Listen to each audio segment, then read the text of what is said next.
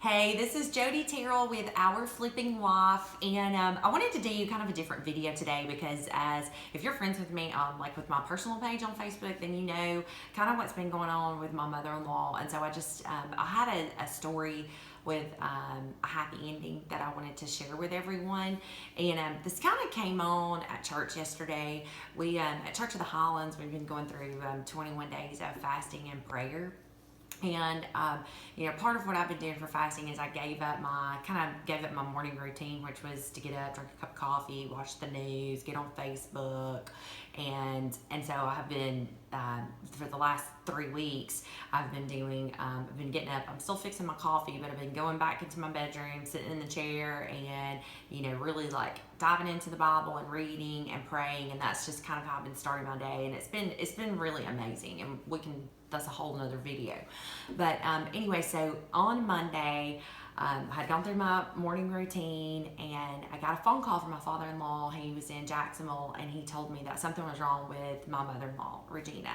And her housekeeper was there, Miss Becky. She's precious. She's like family, but she doesn't speak very good English. Spanish is her first language. And anyway, Becky couldn't really relay what all was going on because she was so upset. And so I just knew something was wrong. And I got in the car and went over there. When I got there, I found that the paramedics were already at my in-laws' house.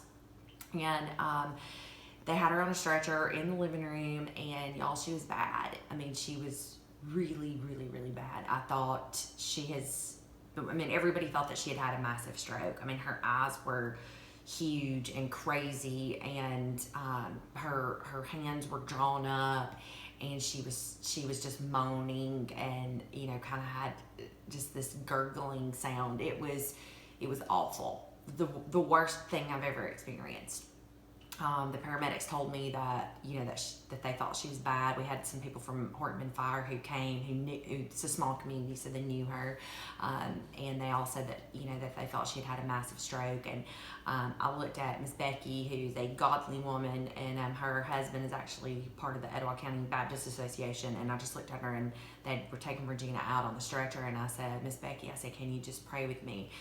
And I just held her hands, and she started praying in Spanish. I said it was like the most beautiful prayer, most powerful prayer that I didn't understand a word she said, but she was praying in Spanish and I was praying in English, and I just kind of started getting this peace about everything. Like, okay, everything's gonna be okay. And I went out to the ambulance, and they were just like trying to start an IV, and I got up in the back and I held her hand, and I just laid hands on her, and I started praying, like, just, dear God, she has, I don't even know what I said. Something, I know it was, this woman has been a blessing to everybody. She's got good seed in the ground, and, just, heal her body, heal her mind, whatever's going on, because we didn't really know.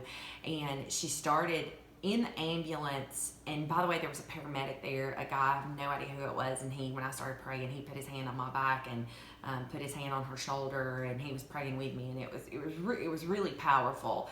And she started coming around, and she sat up, and she kind of sat up. They had her restrained, and she looked at me, and she knew who I was, and she just kept saying, don't let me die, don't let me die, Jody, don't let me die. And I'll just hold her hand. I'll say, Gigi, you're not gonna die, you're not gonna die. And but her speech was really slurred, but everything was getting better. And by the time we got to the hospital, I followed the ambulance, and Josh, my husband, and Chuck, my father-in-law, were there. And when they let us go back and see her in the ER, her voice was back. Her hands had relaxed, and she was talking, and she wasn't slurring, but she was very confused. She was kind of caught in this loop of what happened, where am I? She kept saying, bless her heart, y'all, it's funny now, we've all laughed about it, but she kept saying, I got insurance. And we'd say, yes, Gigi, you got insurance, it's gonna be fine, and then she'd say, who found me? And then she'd say, I didn't eat my breakfast. Is that what's wrong? And we just kind of, it was just over and over again. We kind of kept going through this circle, and bless her heart. But by within just, I told her, I said, she remembered everything. She remembered who we were. She remembered what we'd done the day before. She remembered Saturday, going to the movies with the kids. I mean, she remembered all of that. But she was so confused about what had happened from about 9 o'clock that morning to present time. And so it was like, okay, this is like a short-term memory thing, which there again, we're still thinking this is a stroke, and, but we're thankful that she's coming around as fast as she is. And anyway, so long story short, we found out that she actually had a heart defect.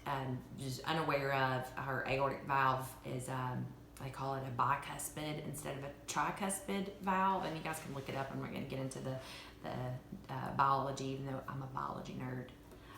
But anyway, she is now at UAB, and she's doing great. Oh, I know what I was going to tell you. So when we were in the emergency room, this is what was hilarious. I said, okay, because they said they were going to keep her for observation. So I said, okay, I'm going to go home. I'm going to get you some clothes. I'm going to get you some stuff. Pack a little bag. And I said, what do you need? And she tells me to bring her hot rollers, which, if y'all don't know what that is, a lot of people don't even use hot rollers anymore, but Gigi hot rolls her hair every single morning. She said, get my hot rollers and get my makeup. And at that point I was like, okay, she's gonna be fine. She's gonna be fine. So so I was a good girl, went home and got hot rollers and makeup and some pajamas. But anyway, we found out about the heart valve I think on Tuesday, and then it's just been kind of this crazy run of tests and trying to figure out a game plan for surgery, because she was basically this is a not, can we do this? It's, we got to do this. There's no way she cannot function, not on her level at least. So anyway, so surgery is tomorrow.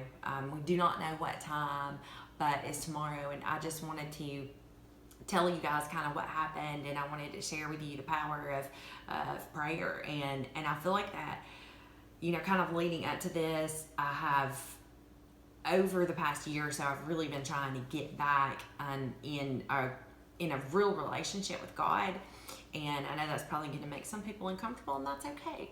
And I don't need to be called out for my daily sins, because the Lord knows that I have them. I know that I have them, and I'm trying every day to be a better person. But what I'm getting at is that I feel very blessed that I was able to have peace for my family, because it has allowed me to sort of take on this role of everything's going to be okay. And I've been able to tell my husband that, and my father-in-law that, and my mother-in-law, and my kids, and 100% know that everything is going to be okay, because God's got this. And I got that peace through prayer and through, laying hands on her, and I think through being obedient and really trying to listen and to seek God. So anyway, guys, prayer's powerful. So I know this is not a real estate related video today, and I know I almost cried, but I'm holding it together. But anyway, I just, like I said, I wanted to give you an update, and I wanted to share the good news of Jesus and his power and healing. And anyway, so if you're needing anything, if you want to change your life, step one is not go read a real estate book, which is what I talk about a lot. Step one is download a Bible app, or dig your Bible out of the drawer, wherever it is, and start being thankful, and start praying, and start trying to find God. And if you find God, he'll find you, but a lot of times he's not going to come to you. You're going to have to make an effort to step out and to say, hey, here I am, I'm sorry, let's work on our relationship. And it's like the moment I did that, it was boom, back. And so anyway, so here we are, feeling very blessed and thankful. And anyway, so you guys pray for speedy recovery. I know the surgery's going to go great tomorrow, but we just got to pray for fast recovery, no complications. And anyway, I'll keep you posted. Bye, y'all.